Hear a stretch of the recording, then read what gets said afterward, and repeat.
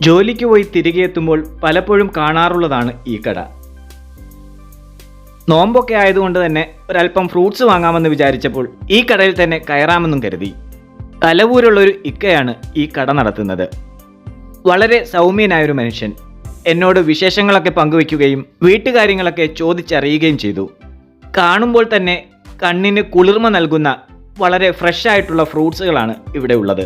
ഈ കടയിലില്ലാത്ത പഴവർഗ്ഗങ്ങളില്ല. എല്ലാം വളരെ വൃത്തിയോടുകൂടിയും ചിട്ടയോടുകൂടിയും അടുക്കി വെച്ചിരിക്കുന്നു. ഒരു തണ്ണിമത്തനും കുറച്ച് ഓറഞ്ചും മുന്തിരിയുമാണ് ഞാൻ അവിടെ നിന്നും വാങ്ങിയത്. ഞാൻ അവിടെ നിൽക്കുമ്പോൾ തന്നെ ഒരുപാട് വഴിയാത്രക്കാർ അവിടെ വന്ന് ഫ്രൂട്ട്സ് വാങ്ങി പോകുന്നത് കണ്ടു. ഇവിടെ നിന്നും വാങ്ങിയ ഫ്രൂട്ട്സുകളാണ് ഇന്നത്തെ നോമ്പ് തുറയ്ക്കായി ഞാൻ ഉപയോഗിച്ചത്. എല്ലാം വളരെ നല്ല സാധനങ്ങളായിരുന്നു, പറയാതിരിക്കാൻ കഴിയില്ല. നോമ്പ് തുറയ്ക്കായി ഫ്രൂട്ട്സ് കൂടാതെ ഒരല്പം സ്നാക്സും കൂടി ഞാൻ വാങ്ങിയിരുന്നു.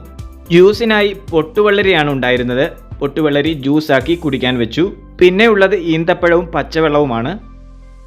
ഇതെല്ലാം തയ്യാറാക്കി നേരത്തെ തന്നെ ടേബിളിൽ എത്തിച്ചത് പ്രിയപ്പെട്ട തനൂസാണ്. പിന്നീട് ബാങ്ക് വിളിക്കാനുള്ള കാത്തിരിപ്പായിരുന്നു. എല്ലാ ദിവസവും ഇങ്ങനെ ഫ്രൂട്ട്സും സ്നാക്സും ഒന്നും ഉണ്ടാകണമെന്നില്ല. ഞങ്ങൾക്ക് രണ്ടുപേർക്കും അങ്ങനെ ഒരു നിർബന്ധവുമില്ല. ഞങ്ങൾ ഇതൊക്കെ തയ്യാറാക്കി ടേബിളിൽ വെച്ച് ബാങ്ക് വിളിക്കായി കാത്തിരിക്കുമ്പോൾ ഞങ്ങൾക്ക് കൂട്ടിനായിട്ട് രണ്ടുപേരുമുണ്ട്. ദേ ആമിലുവും അച്ചുക്കുട്ടനും ഇവിടെ സെറ്റിയിലിരിപ്പുണ്ട്. സെറ്റിയുടെ ഒരു സൈഡിൽ അച്ചുവും അടുത്ത സൈഡിൽ ആമിലു ടിവിയും കണ്ടുമിരിപ്പുണ്ട്.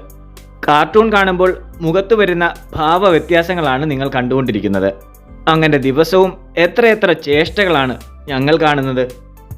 അങ്ങനെ റമളാനിലെ നോമ്പ് ദിനങ്ങൾ ഇങ്ങനെ കടന്നുപോയിക്കൊണ്ടേയിരിക്കുകയാണ്.